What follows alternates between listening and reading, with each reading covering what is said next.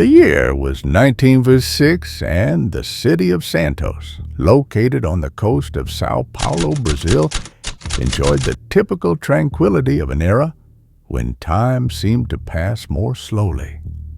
It was a day like any other for João de Freitas Guimarães, a renowned lawyer and professor of law, known for his firm demeanor and vast knowledge.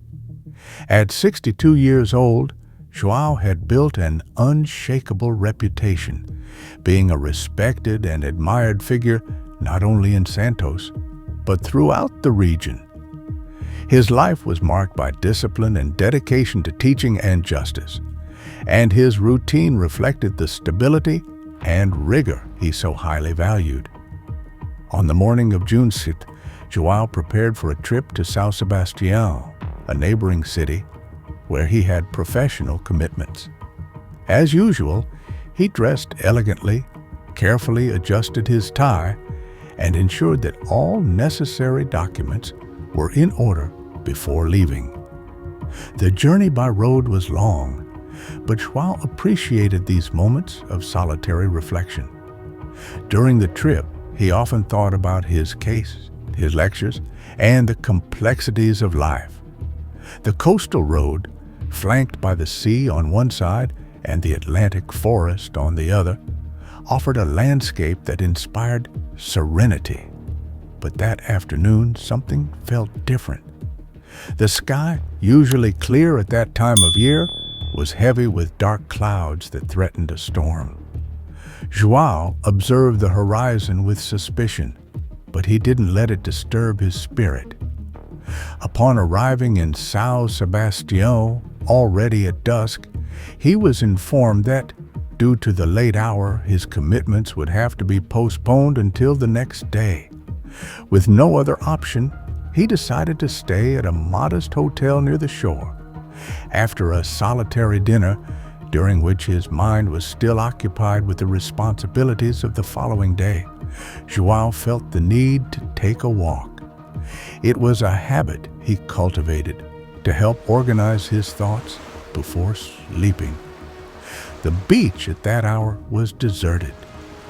The darkness of the sky and the sound of the waves crashing onto the sand created an atmosphere of tranquility, but also of mystery. As he walked, João felt the cold sea breeze on his face, a contrast to the day's oppressive heat. The stars, which normally shone brightly, were almost obscured by the clouds, leaving the environment even gloomier. Then, at 7:10 p.m., something unusual caught his attention. A movement in the sea, something that shouldn't have been there. He stopped and fixed his gaze on the horizon, trying to understand what was happening. Suddenly, a jet of water shot up from the ocean, an impressive spectacle that made his heart race. In a matter of seconds, something entirely unexpected happened. A gigantic metallic object, completely unfamiliar, emerged from the depths of the sea. João stood paralyzed, unable to move or look away. The object, which he could never have imagined in his lectures or studies, was heading directly towards him, as if drawn by his presence. The wind seemed to stop, and the sound of the waves was swallowed by a profound silence. João felt a chill run down his spine, a sensation that mixed fear with fascination. That moment, which seemed to last an eternity, would forever change his life and his perception of the world around him. From that point on, the law professor, known for his logic and rationality, would be confronted with the inexplicable, plunging into a mystery that defied all his certainties. This was only the beginning of a journey that would take him beyond the limits of human knowledge, challenging not only his mind, but also the very reality he thought he understood so well. As João de Freitas Guimarães stood frozen, his breath shallow and heart racing, the strange object continued its approach. It was as if time had slowed down, and with each passing second, the mystery before him grew to unimaginable proportions. The object, its metallic surface reflecting the few lights of the night, finally stopped, hovering just a few meters above the sand. It emitted no sound, only a faint, almost imperceptible hum that seemed to resonate more in João's mind than in his ears. The deserted beach of São Sebastião, Brazil, had become the stage for an event that defied human comprehension. João, a man accustomed to reasoning with logic and clarity, suddenly found himself thrust into a universe where the rules he knew no longer applied. The sea, which had previously brought a sense of tranquility, now seemed part of an otherworldly scene, conspiring with the cloudy sky and restless waves to create an atmosphere of unbearable suspense. The object, which João could not identify, was unlike anything that could be explained by the knowledge of the time. It was large, approximately the size of a small building, and appeared to be composed of several interconnected spheres, glowing with a soft, diffuse light. The spheres, though distinct in shape, seemed to pulse with a life of their own, as if they were breathing. This sight left João bewildered, and the fear he had felt before began to be replaced by an almost irresistible curiosity. Suddenly, an opening formed on the side of the object, as if the metal itself was molding to create a passage. And without warning, two figures emerged from the opening. João felt the air leave his lungs as he tried to process what he was seeing. The figures were human in appearance, but there was something ethereal, almost perfect, about their presence. They were tall, standing about 2 meters high, and their features were strikingly different from any person João had ever seen. With blonde hair and pale skin, they wore green jumpsuits made of a material that seemed to absorb light rather than reflect it. Their eyes, a deep blue, were serene, almost hypnotic, and carried a comb that contrasted sharply with the intensity of the moment. Despite the initial terror, João, in an act of courage, or perhaps driven by the incredulity of the situation, gathered the strength to speak. His voice trembled, but he managed to ask if they needed help. The figures remained silent, their faces expressionless but not hostile. He tried again, this time in French, then in English and Italian, but all his attempts at verbal communication were ignored. The silence that followed was almost unbearable. João began to feel that somehow these creatures were communicating with him without using words, transmitting a message he couldn't fully comprehend. It was as if they were subtly inviting him to cross the threshold into the unknown. The silent invitation seemed to echo in his mind, a gentle yet firm insistence that he couldn't ignore. João hesitated. Every fiber of his being screamed at him to run, to get away from this impossible situation. But curiosity, or perhaps something deeper, urged him to move forward. With his heart pounding like never before, he took a step forward and, with one last glance at the dark, turbulent sea, decided to enter the object. As he crossed the threshold of the opening, João felt a shiver run through his body. The temperature inside the craft was different, almost neutral, without the chill of the night or the warmth of human presence he knew. When the door closed behind him, sealing him in that unknown environment, a wave of unease washed over him. It was as if his very perception of time and space was being distorted. The interior of the craft was even more disconcerting than the exterior. The walls, smooth and shiny, seemed made of a material he had never seen before, and the light that illuminated the space came from invisible sources.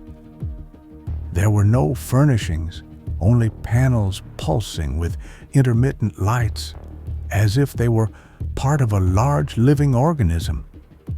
He tried to control his breathing, but the discomfort he felt was profound, as if the environment was affecting his body in ways he couldn't understand. And then, as if sensing his anguish, one of the beings answered the question he had asked outside. The response, however, did not come in the form of sound, but as a thought that resonated in his mind. "It's not raining." João was stunned. Was that telepathy? Was he communicating with these creatures without even opening his mouth? The professor was on the brink of a revelation, but he still didn't know that this encounter would forever change the way he saw the universe and his place within it. What followed would be a journey into the unknown, where reality blended with the fantastical, and where João would be confronted with truths that transcend human knowledge. As soon as João de Freitas Guimarães took his first steps inside the craft, he felt the weight of a reality completely different from the one he knew. The air inside the craft seemed dense, charged with an energy he couldn't quite describe. It was as if the environment around him was pulsing with an invisible force, almost like the heartbeat of a giant, unknown creature. As he moved forward, João noticed that the interior space of the craft seemed much larger than he had imagined when observing it from the outside. The walls, pulsating with a soft, steady light, gave the impression of being alive, almost breathing in sync with his own heartbeat. He wondered if he was really awake or if this was some bizarre dream, an illusion created by his overwhelmed mind. The two beings who had received him on the beach guided him down a long, curved corridor without uttering a single word. Yet, somehow, João sensed that they were communicating with each other, exchanging information without the need for sound. He tried to calm himself, focusing on every detail around him, hoping to understand where he was and what these creatures intended. Soon, they arrived at a large room in the center of the craft. The space, circular and seemingly without doors, had a high curved ceiling resembling a dome. In the center was a raised platform with a kind of control panel embedded in the floor. Strangely, there were no chairs, screens, or any other equipment João could recognize as technological. The room seemed at once minimalist and incredibly advanced, as if it was beyond human comprehension. The beings gestured gently, indicating that João should step onto the platform. He hesitated, but the silent invitation, along with the serene look of the beings, conveyed an unexpected sense of safety. Despite all the fear and uncertainty he felt, João knew he was about to experience something unprecedented, something that would transcend any experience he had ever had. When he finally stepped onto the platform, a slight vibration ran through the floor beneath his feet. Suddenly, the environment around him began to change. The lights on the walls intensified, becoming brighter, and the room once empty and simple, transformed into a space that seemed to be in motion. João felt a lightness in his body, as if gravity was diminishing. His vision blurred for a moment, and he had to focus to maintain his balance. Then the room he was in seemed to disappear, and João found himself surrounded by images of stars, planets, and vast nebulae. He was no longer inside the craft, or at least it didn't seem that way. It was as if the space around him had unfolded, revealing the cosmos itself in all its grandeur. The stars shone brightly, and he could see planets spinning in their orbits with details he never thought possible to observe. As he absorbed that breathtaking vision, he heard the voices of the beings in his mind, explaining the fundamentals of the craft. It was no ordinary craft. It was a kind of vehicle capable of traveling between the stars, ignoring the limitations of space-time as he knew it. They spoke of gravity, of rotation, and the forces the craft used to move through the vastness of the universe. João could barely comprehend the magnitude of what was being revealed to him. He was being exposed to concepts that challenged all his education, all his knowledge. It was at this moment that he felt the craft shake violently, as if something had impacted its structure. João instinctively grabbed hold of something, fear returning to his chest. Noticing his fear, the beings turned to him and, once again through telepathy, reassured him. "We have just left Earth's atmosphere." The revelation left him stunned. They were no longer on the planet, and what he was experiencing was not just a journey inside the craft, it was a journey beyond the known limits of Earth. Throughout the journey, João tried several times to ask where these beings came from, but each attempt was met with an eloquent silence. He wondered if he was ready to hear the truth, or if there was something they couldn't or didn't want to share with him.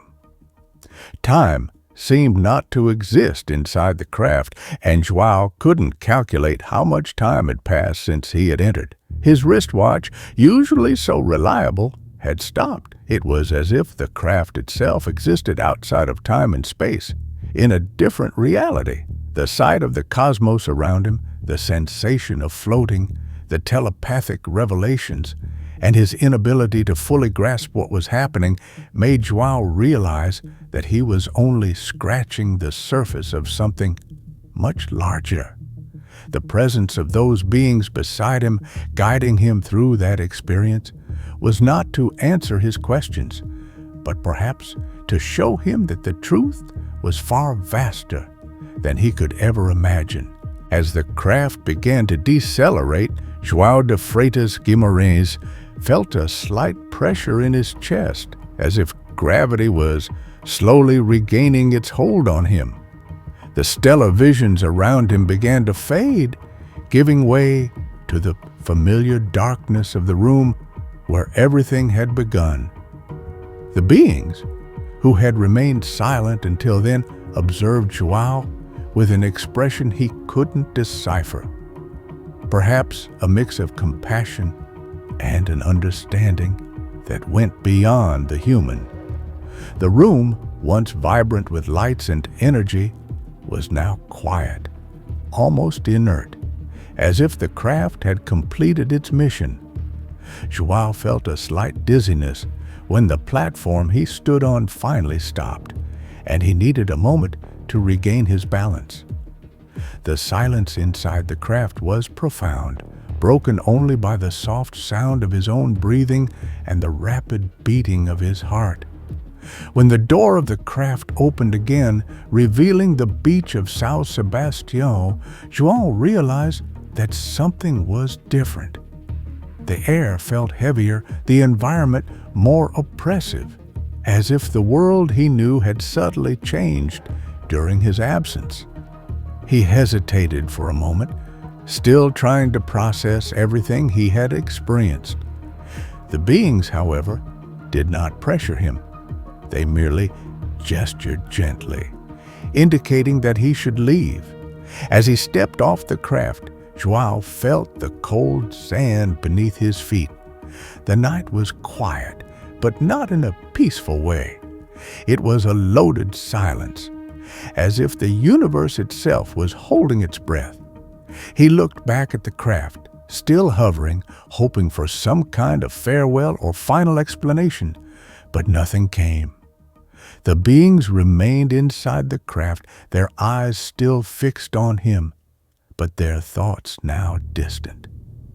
The door closed with a soft sound, and the craft, without making any noise, began to rise again. João watched, stunned, as the object ascended higher and higher until it disappeared into the dark sky. It was then that he realized that somehow his perception of time had been completely distorted. He looked at the watch on his wrist. The hands were stopped, as if time had frozen during the journey. Trying to calculate how long he had spent inside the craft, he concluded that it couldn't have been more than 30 or 40 minutes, but it felt as if he had lived an eternity. Still dazed, João began to walk along the beach towards the hotel where he was staying. Each step he took in the sand felt heavy, as if part of his soul was still trapped in the craft, along with those mysterious creatures. His thoughts were confused, mixing the images of the cosmos he had seen with the concrete reality of Earth. He tried to recall every detail of the journey, the explanations he had received about gravity, rotation, and direction, but everything seemed hazy, like a dream fading upon waking. When he finally arrived at the hotel, the receptionist, who was still on duty, noticed the haunted expression on his face. He tried to smile, masking the whirlwind of emotions overwhelming him, but he knew he would never be the same. João went up to his room and, with trembling hands, locked the door behind him. He needed to process everything that had happened, but his mind was overloaded, unable to separate the real from the fantastical. In the days that followed, João tried to resume his normal life, but the memories of that night haunted him constantly. He was a man of logic, someone who had always trusted in reason and science, but now found himself facing a mystery that defied all his beliefs. And although he had arranged a second meeting with those creatures, the emotional impact and the media attention on his account made him hesitate. He knew he could never go back to being the man he was before, but he also wasn't prepared to face the unknown again. Gradually, the story of João's encounter with extraterrestrial beings began to spread. Ufologists, curious individuals, and journalists from all over the country wanted to know more about his experience. He was bombarded with questions, interview requests, and his once peaceful and private life became the focus of intense scrutiny. With this came skepticism and ridicule. Many doubted his sanity. Others accused him of making it all up for attention. The pressure became so great that João decided not to attend the second meeting he had arranged. The date came and went, and with it, the hope of a reunion that could bring definitive answers. The impact of what he had experienced on the beach in São Sebastião wasn't limited to him alone. That mysterious encounter and its consequences marked not only João's life, but also the history of ufology in Brazil, generating debates and discussions that persist to this day. But for João, It was more than just an extraordinary event. It was an open wound, a secret he would carry with him for the rest of his life, unable to find an explanation that satisfied both himself and society. The return to Earth brought more questions than answers. João realized that no matter how hard he tried, he would never fully understand what had happened that night. And as time passed, he resigned himself to the fact that some experiences are destined to remain shrouded in mystery, beyond the reach of human understanding. After his overwhelming experience aboard the craft, João de Freitas Guimarães returned to Earth as a profoundly changed man, but also one burdened with uncertainties. The beach of São Sebastião, which had once been a place of tranquility, now seemed laden with memories of an encounter he could barely process. Each wave that crashed onto the shore brought back flashes of that journey, the crushing silence of the stars, and the enigmatic gaze of the beings who had taken him beyond the known boundaries of Earth. Back to his everyday life in Santos, Brazil, João tried to resume his routine as a law professor. However, the memories of that night never left him in peace. He constantly found himself revisiting the events in his mind, trying to find some meaning, some explanation that could reconcile with his academic training and rational understanding of the world. But the experience was beyond any logic he knew, and this tormented him. João began to suffer from insomnia, his mind unable to rest amidst the persistent images of the cosmos and the unanswered questions that haunted him. Every time he closed his eyes, he relived the journey, the distant planets, and the strange comfort he felt in the presence of those beings.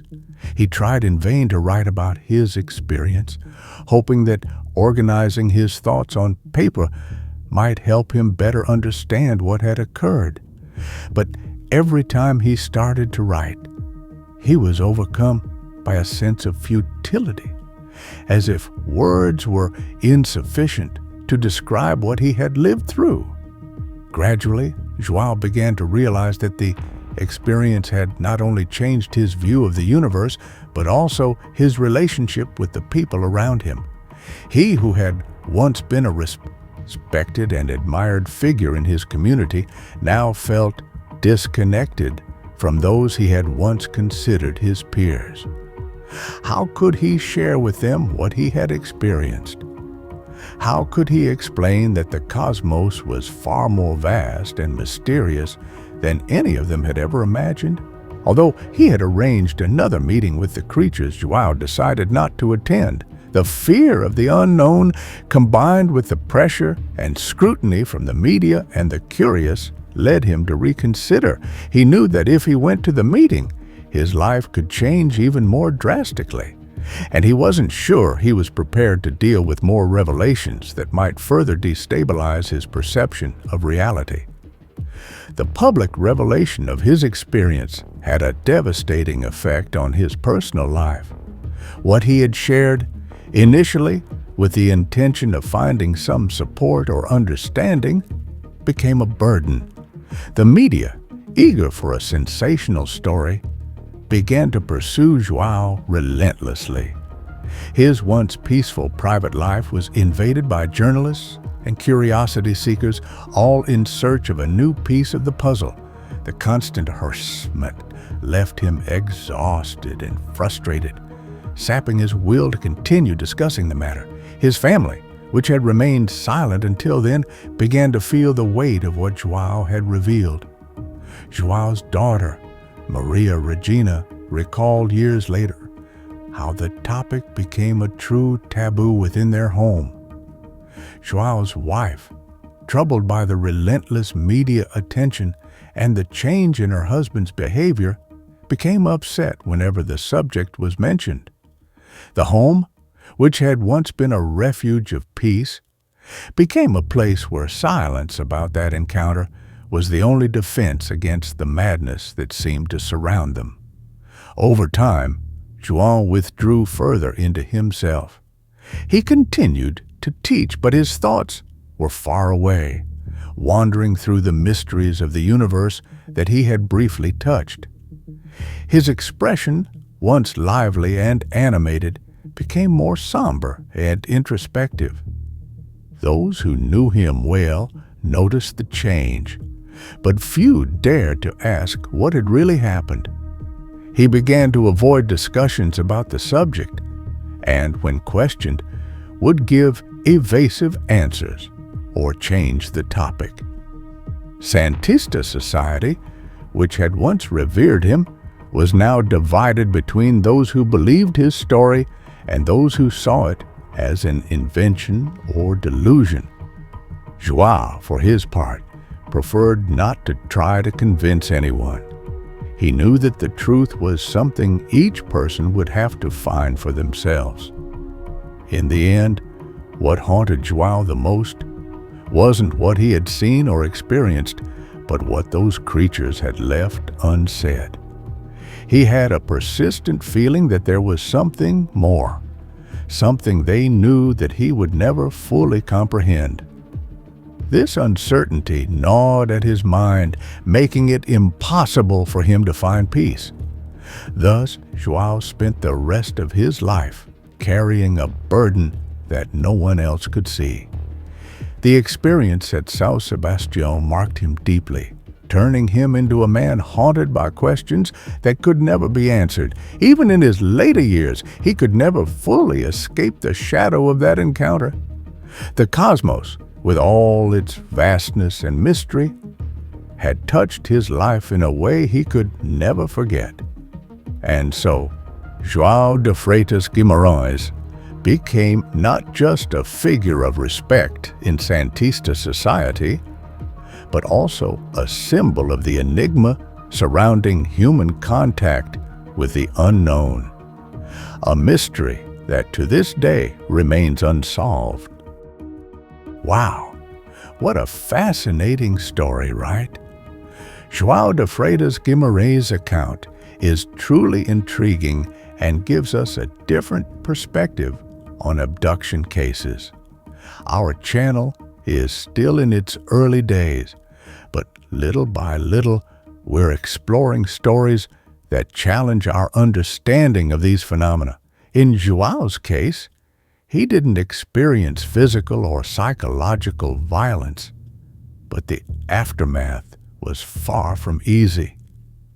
The scrutiny, media pressure, and skepticism from friends and family made things even more complicated, and his decision not to meet those beings again left him with a lingering sense of doubt and regret. What about you? What would you have done in his place? Would you have accepted another encounter? How do you think this experience would have changed your life? We'd love to hear your thoughts. Drop a comment below and share your insights with us. And of course, if you enjoyed the video, don't forget to like, subscribe, and turn on notifications. Your support helps us keep bringing more intriguing stories like this. Thank you, and see you in the next mystery.